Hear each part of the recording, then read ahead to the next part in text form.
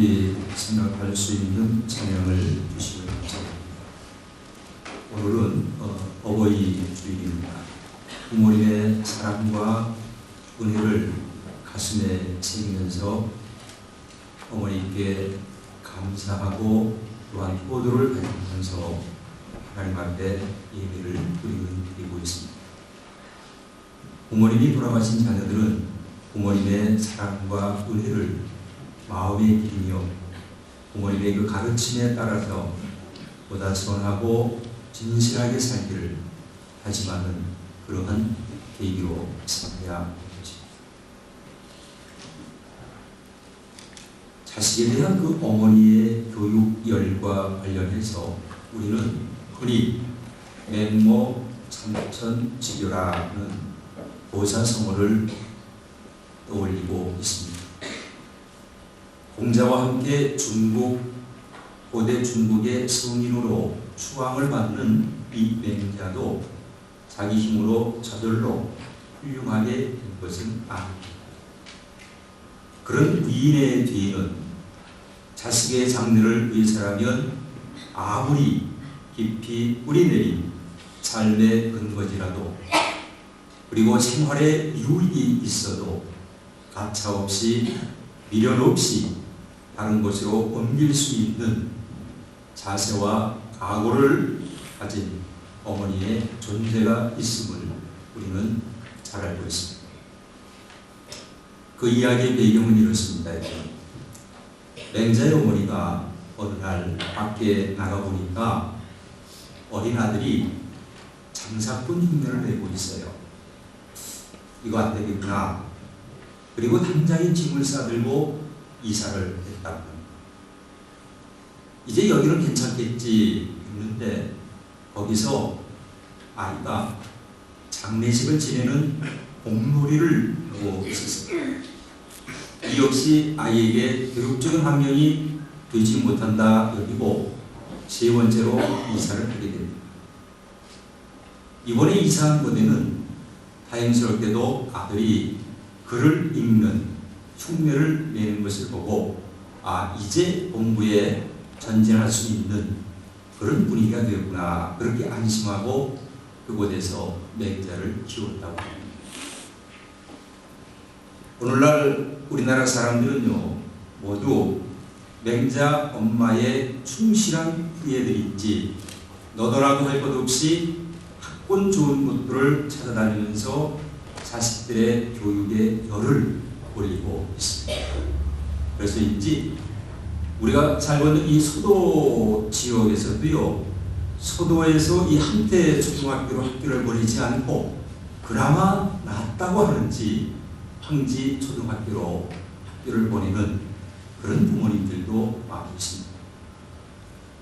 교육적으로 황폐한 것을 피하려고 하는 마음은 어느 부모에게나 공통적인 것이고 그래서 때로는 자신의 생활과 인생의 목표마저도 부모로서는 과감하게 버리고 희생하는 그런 경우가 적지 않습니다. 그래서 아내와 자녀를 외국 혹은 타 지역에 유학을 보내고 홀로 사는 기러기 아빠라고 하는 새로운 가족의 문화가 만들어지고 있습니다. 이러한 마음은 부모의 마음은 자기 자신은 좋은 환경 속에서 교육을 받지 못했기 때문에 우리 자식만큼은 좀 더 좋은 조건과 좋은 환경 속에서 보다 나은 교육의 기회를 얻어서 실력을 키우고 차후에 좋은 인간관계를 이루고 또한 사회 진출에 있어서도 아주 좋은 그런 자리에 진출하기 위한 그런 의지가 매우 강하기 때문에 나타나는 현상이라고 보아집니다. 자, 여러분 이 맹모 삼천지교의 고장에는요 그냥 스쳐 지나갈 수 없는 문제적인 대목들이 한둘이 아님을 여러분들은 알고 계십니다. 오랫동안 전해져 내려온 동양의 대표적인 교육관이다. 그렇게 아무런 의심 없이 그대로 받아들인다라고 하는 것은 현대를 사는 우리에게 교육학적 의미에서도 위험한 일이 아닐 수가 없습니다. 이 고사가 우리의 부모들이 자식에 대한 교육관에 무의식적으로 영향력을 준 것은 부인할 수 없는 사실이기 때문에 앞으로의 세대를 위해서라도, 앞으로의 우리의 자녀들의 교육을 위해서라도 한번 깊이 점검해 볼 필요가 있다고 생각이 듭니다. 여러분, 사람이 말입니다. 환경이라고 하는 데에 영향을 받는다라고 하는 것은 자연스럽고 당연한 일이지만 그렇다고 해서 사람이 환경에만 일방적으로 의존하는 존재는 결코 아닙니다. 주변의 환경이 열악하다 하더라도 그것을 힘있게 돌파하고 일어서는 인간의 승리가 더욱더 값진 것이 아닙니다. 어느 환경에도 쉽게 적응하지 못하고 그 환경이 자녀의 교육과 여러 가지 상황에 맞지 않는다고 해서 그러한 것들을 배척한다고 하는 것, 내가 오늘 맹모의 상처는 자녀의 마음에 과연 무엇을 심어주게 될 것인가, 그걸 우리가 한번 깊이 있게 생각해 볼 필요가 있습니다. 그렇게 길러진 자녀, 그렇게 길러진 그 자녀의 내면의 힘이 주변의 환경을 어떻게 바꾸어내겠는가 라고 하는 이 문제보다는 주변의 환경에 더 큰 비중을 둠으로 해서 그 영향력에 갇혀있는 교육관을 드러내는 것이 아닌가, 우리가 한번 좀 생각해보고 짚어봐야 할 것입니다. 이러한 가치관으로 교육을 받은 자녀가 예를 들어서 자칫 문제가 발생했을 때에 자기 자신을 돌아보기보다는 무조건 환경 탓을 하고 다른 환경에 탓을 하게 되는 그런 인간형으로, 타육적인 인간형으로 자라나기가 쉽다고 하는 것입니다. 자신의 실패나 원인은 일단 주변 사람이나 환경으로 돌리는, 말하자면 자기의 책임을 언제든지 빼놓고 타인에게 책임을 전가하기에만 눈치 빠른 그런 사람들이 늘 가능성이 없지 않겠는가, 그 점을 여러분들 한번 생각해 보겠습니다. 맹자의 어머니는 만약에 이사를 갈 수 있는 형편이 못 되었다고 하면 아마 분명히 내 아들 맹자가 잘못된 것은 주변의 환경 때문이요, 장사치 않은 사람들이 많았기 때문이요, 공돌이하는 사람들이 많았기 때문에 이렇게 주변의 환경과 주변의 사람들 탓이라고 아마 했을런지 모를 것입니다. 그렇지 않습니까? 그런데 문제는요, 이 이야기에서, 이 고사에서 더 큰 문제가 도사리고 있습니다. 그것은 맹모가 자기 아들이 교육을 받는 과정은 글을 읽는 것을 진정한 유일한 공부의 방법이라고 생각하고 있다고 하죠. 그것만이 훌륭한 인간이 될 수 있는 길이라고 얘기하는 거죠. 여러분도 과연 그렇다고 생각하시겠죠? 그렇겠죠? 내 자식 공부 다 잘하는 건 누가 싫어할 부모가 어디 있겠습니까? 자식이 글 읽는 흉내를 낸다고 하니까 비로소 마음이 놓아졌다. 그래서 그곳에서 살기로 했다. 마치 요즘 부모가 자기 아기가 일찍이 한글을 떼고 글을 술술술술 읽고 영어 한두 마디 하는 것으로 마음을 놓는 것과 마찬가지가 아니었습니다. 그렇지 않습니까? 그것은요, 하나님 알고 둘은 모르는 것입니다. 그 아이의 내면을 제대로 보지 않고 내리는 피상적인 판단에 불과한 것입니다.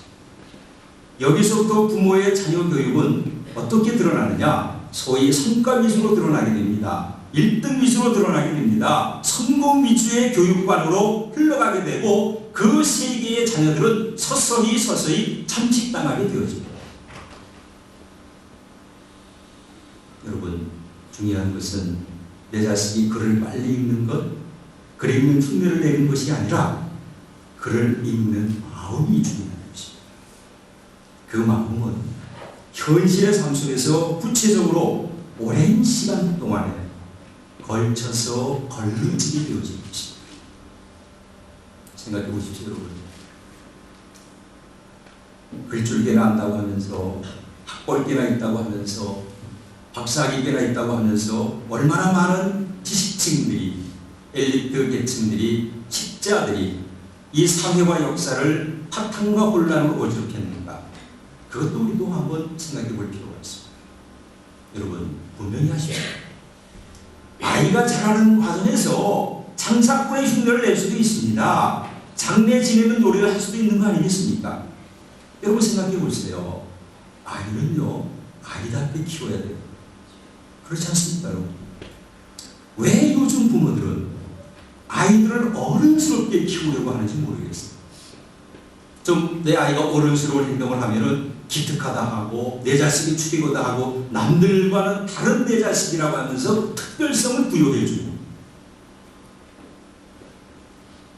여러분, 아이들은 세상에 있는 무수한 역할들, 주변의 수많은 상황들, 이러한 것들을 자신의 것으로 삼아서 꼭 내가 이렇게 저렇게 되겠다고 하는 생각보다는 그 모든 것들을 접하고 그냥 즐기고 노는 그 놀이문화에 아이들이 익숙해져야 되는 거예요.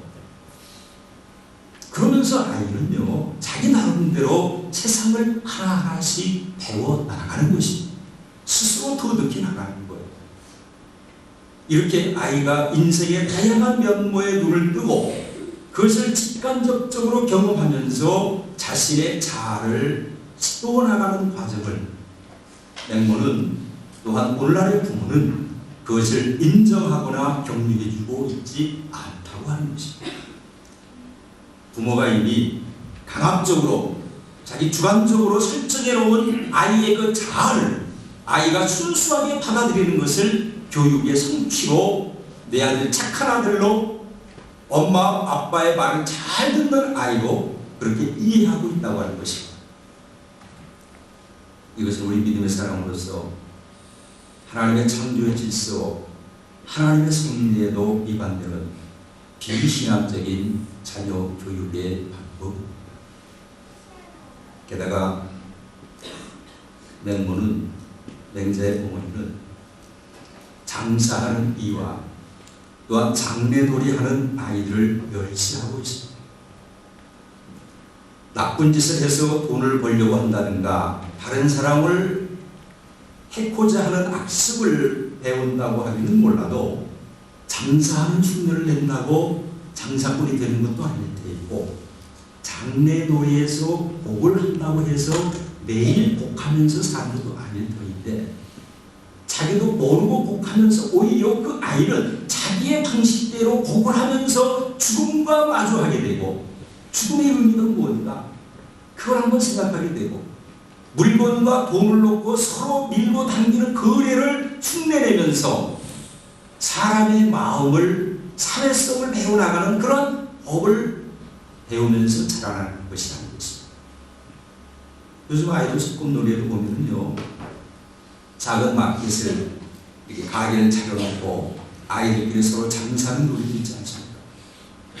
여러분, 아이는요, 동네의 골목 문화에서부터 아이의 사회성이 눈에 띄게 된다고 하는 것을 우리는 알아요. 어려서부터 그렇게 자라야 합니다. 그러한 작은 경험으로부터 시작을 해서 새로운 지혜와 사회 적응력의 과정이 시작이 되어지는 거예요. 요즘 아이들은 골목 문화가 없습니다. 놀이 문화가 없어요. 집에 틀어박혀서 또래 친구도 없이 어른들하고만 지내고 어른스럽게 노는, 그래서 요즘 어린이 도시의 그 문화는 자녀들의 사회 적응력이나 대인관계나 이 모든 면에 있어서 앞으로 상당한 문제점들을 노출시키게 될 것입니다. 지금은 아이들이 어른스럽게 잘 자라고 뭐 글귀나 읽는 것 같고 똑똑한 것 같지만은 이 사회성의 문제, 대인관계성의 문제에서는 엄청난 문제가 야기되게 될 것이다. 굉장히 이기적이고 자기중심적이고 내 뜻대로 안 되면 분이 넘쳐서 어떻게 할 줄 모르는 그런 사회 적응력이 굉장히 미미하게 자라는 것입니다. 어려서부터 집안에 맡겨서 글만 읽게 하는 건 사람을 사귀고 세상을 힘있게 감당할 기회를 잃어버리는 그런 자폐적인 상황 속에 아이들을 오히려 가두어놓고 있는 그런 부모들이 얼마나 많은지. 맹모 자녀의 교육 방식을 무조건 밀어나고자 하는 것이 아닙니다. 우리 현실에 맞춰보자 하는 것입니다. 저작권에서 기둥되면서 생계를 이어가는 사람들의 그 절박한 심상, 죽음을 마주한 그 인생의 고통들, 슬픔의 자리에서 함께 서로가 나누면서 함께 서로가 살아가는 인생의 법을 배우는 것, 그것이 바로 세상살이의 아름다운 배움의 과정이 아닌 것입니다. 인생의 다양한 경험과 복잡 다단한 인간사를 몸으로 마음으로 깨우칠 그런 통로를 오히려 부모들이 봉쇄하고 있습니다. 그래서 사고의 폭이 좁아집니다.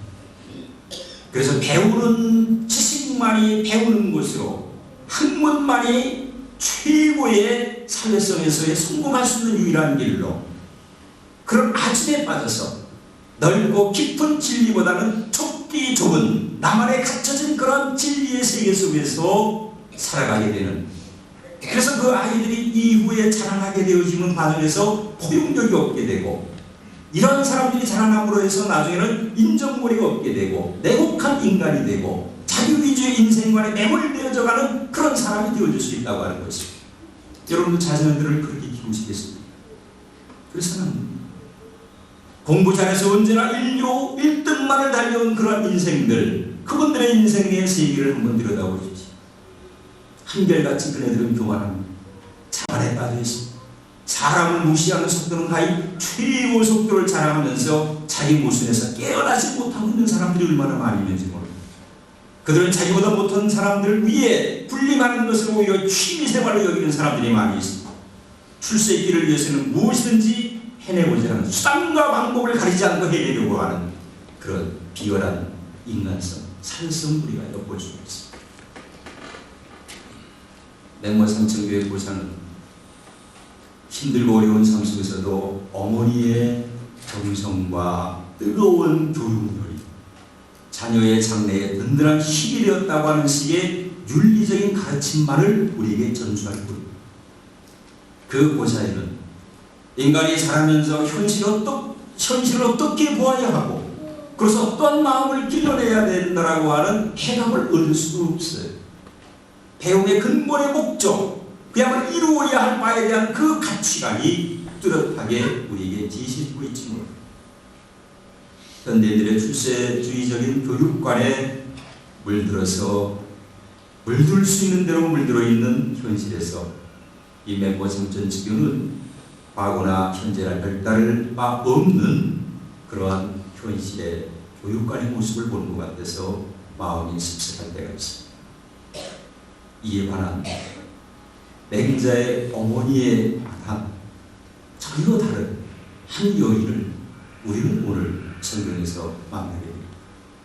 오늘 본문 말씀해 보시면은 풍성한 은혜라고 하는 말의 뜻을 지닌 한나라고 하는 한 여인이다. 그녀는 자식을 갖지 못해서 마음이 늘 우울했습니다. 기도할 때마다 서러운 마음에 항상 눈물을 흘리며 하나님 앞에 통곡으로 기도를 했습니다. 남편 엘가나는 그녀를 여러 가지로 위로해 주었습니다. 한나의 마음을 근본적으로 기쁘게 해줄 방법은 남편에게도 없었습니다. 더욱이 엘가나에게는 남편에게는 한나 말고도 브릿나라고 하는 아내가 있었습니다. 그런데 이 브릿나에게는 자녀가 있어서 두 여인의 관계 사이는 늘 편하지 못했습니다. 아이를 가지고 있는 부인이 아이를 없는 부인을 관세하고 멸시합니다. 그래서 항상 약자는 한나였습니다. 그래서 서러움이 더 깊었던 한나의 모습이었습니다. 부부는 매년 한 번씩 실로라고 하는 곳에 올라가서 제사를 지내고 기도를 하는 일이 있는데 한나는 그때마다 자신의 소원을 깊이 하나님 앞에 당부를 했습니다.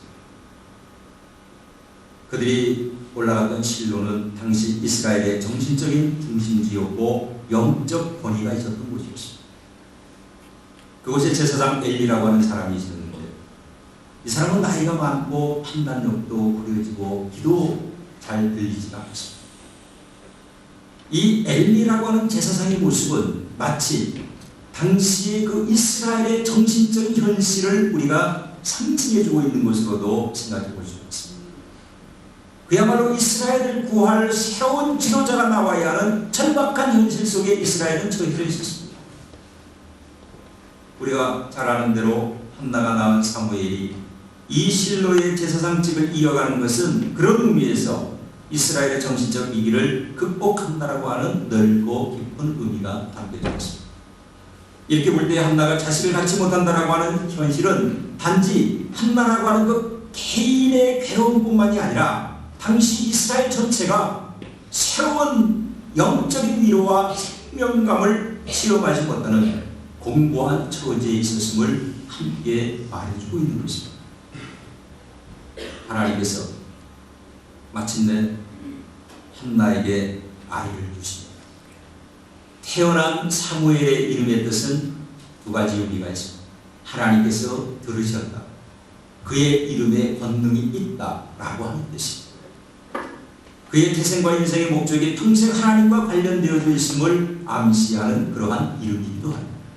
그런데 여러분, 놀라운 일은 그토록 아이를 바랐던 한나가 그 아이를 자기가 직접 귀하게 맹자의 어머니처럼 기르지 않고 실로의 엘리 제사장 밑에 두고 그 뒤를 이을 자로 하나님 앞에 바치고 있습니다. 실로로 올라간 한나는 제사장 엘리에게 이렇게 말합니다. 제사장이여, 주께서 내가 간구한 것을 들어주셨습니다. 그래서 나도 이 아이를 소원한 대로 주께 바칩니다. 이 아이를 주께 평생을 제가 바치겠습니다. 여러분, 자식의 한 평생을 하나님께 바친다라고 하는 것은 그 아이의 평생을 하나님께서 감당해 주시리라고 하는 그러한 간구이고, 이 아이가 평생 하나님이 맡기시는 소명대로 살게 해달라고 하는 그러한 간구이기도 하는 것입니다. 여기에서 어머니로서 자식에 대한 욕심이나 출세나 일등주의, 이런 헛된 생각이 들어설 자리가 없었습니다. 하나님께 이미 바쳐졌으니 이제는 내 자식이 아니요 이미 하나님의 것이라고 하는 그러한 소유의 개념마저도, 집착마저도 포기했습니다. 하나님께서 기다리던 자식을 주신 것 자체로 이미 기쁘고, 그로써 어머니로서의 즐거움은 충분했다라고 하는 것이 바로 한나의 마음이었습니다. 젖을 대로 아이를 주님께 드린다라고 하는 것, 이 아이의 영적 자양분을 공급해 주시는 원천이 어머니에게 있는 것이 아니라 하나님께 있다라고 하는 점을 한나는 분명히 깨달았을 것입니다. 그리고 아이의 삶의 가치가 평생토록 하나님의 나라의 뜻을 위해서 발휘할 수 있도록 간절한 마음으로 기도하고 있습니다. 사랑하는 여러분, 이만한 어머니의 마음을 어디에서 찾아볼 수가 있습니까? 한나는 연절이자 자신을 괴롭게 해온 불임나에게 보라는 듯이 내세울 수 있는 출세한 아들을 만들어 달라고 하나님께 간구하지 않았습니다. 진실로 자식을 위한 기도로서 이만한 기도가 여러분 어디 있다고 생각을 하십니까? 모든 어버이의 자식을 위한 기도는 솔직히 말씀드려서 자기의 조건을 내걸고 이렇게 키워주십시오, 저렇게 키워주십시오라고 하는 주문식 기도의 간구가 얼마나 많이 있습니다. 바로 이러한 점에서 우리는 한나의 자식에 대한 마음과 그 기도를 우리는 모델로 삼아야 됩니다. 이 간구와 이 기도에는 자식에 대한 무모한 집착력이 없습니다. 이기적인 소유욕이 없습니다. 자식의 삶에 대한 대리만족적인 욕심도 존재하고 있지 않습니다. 오직 자식의 성장에는 하나님의 온전한 은혜와 인도하심만을 간구하고 있습니다. 그렇게 빌고 있습니다. 자신의 인생의 가치는 하나님의 뜻을 감당해 나가는 데 있음을 분명히 고백하고 있습니다. 이렇게 어머님의 믿음의 기도가 자녀를 진정 하나님의 사랑으로 훌륭하게 키워내는 것입니다. 가슴 아픈 헌신적인 사랑의 모습으로 여러분들 동물들이 말입니다. 자기의 새끼를 키우는 것이 사람들보다도 더 감동적일 때가 있습니다. 아주 그 헌신과 희생이 아주 기가 막힐 정도의 감동을 주는 경우가 있습니다. 여러분들 이 가시고기라고 하는 것과 그리고 우럭이라고 하는 것을 여러분들 아시죠? 가시고기는 소설로도 아주 유명한 그러한 고기. 이 가시고기는 말입니다.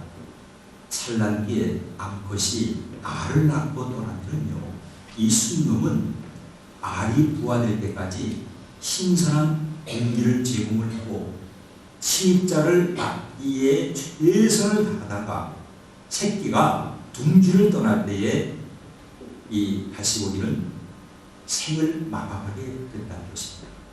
그러니까 가족을 위해서 수고하다가 조용히 한 세상을 마감하는 아버지의 그 함축적인 모습을 이 가시고기에서 엿볼 수가 있습니다.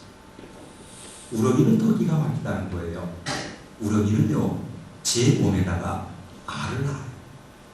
그리고 새끼들은 어머니의 그 살을 파먹으면서 그 새끼들이 성장을 해요.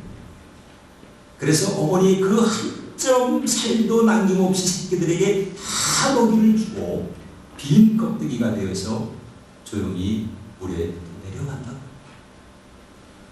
여러분, 가족을 보호하고 울타리가 되는 아버지의 희생과 살을 깎아 먹이는 그 어머니의 희생, 그것을 어디서 보상받을 수가 있겠습니까? 성경은 말하죠. 내 부모를 공경하라. 그렇게 말하고 있습니다. 그렇지만 요즘 나이 든 부모는 자식들에게 서서히 짐이 되는 존재로 전락되어지고 있습니다. 자녀들이 제 아무리 효도를 한다고 해도 부모의 사랑을 어찌 다 갚을 수가 있겠습니까? 오늘 어버이 주일 맞이해서 모든 어버이들의 노고와 사랑에 깊이 자녀들은 감사를 드리고, 그리고 하나님께로부터 내리는 그 은총이 함께하기를 자녀분들은 늘 어버이를 위해서 기도하시는 자녀들이 되어오는 것입니다. 자녀를 기르는 과정에서 겪어야 하는 여러 가지 모르는 어려움과 자식들 모르게 흘리는 그 눈물들, 그 아픔들, 그 고뇌에 대해서 하나님의 위로를 충분히 보상을 받아야 할 부모님들이 있습니다. 사랑하는 여러분, 우리는 고난에 처한 무수한 사람들의 삶 속에서 살아가고 있습니다. 그 고난의 현장 속에서는 반드시 우리 어머니들이 함께 그 자리에 있습니다. 맹자 어머니처럼 주변 환경이 나쁘다고 수없이 이사를 다닌다고 해서 1등 학교에 학교를 내 아이가 다닌다고 해서 그 아이가 반드시 훌륭하게 키워지는 것이 아닙니다. 진정으로 현명하고 지혜로운 어머니는 이 시대의 전체를 끌어안고 드리는 기도가 성숙한 그 믿음의 기도로 자라날 때 우리 자신의 성숙은 물론이요, 우리가 키우는 우리 자녀들의 삶에도 훌륭한 의식적인 변화가 충분히 있을 것입니다. 그런 어버이의 기도로 은혜와 지혜가 풍성한 어버이들이 되시어서 그야말로 복과 영광을 받는 어버이들, 또한 그 어버이를 믿고 따르는, 항상 어버이의 그 사랑으로 사는 그 삶에 매일 고마워하면서 마음과 정성을 다해서 어머니를 사랑하고 아버지를 사랑하는 그러한 자녀들이 되시기를 주의 이름으로 부탁드립니다.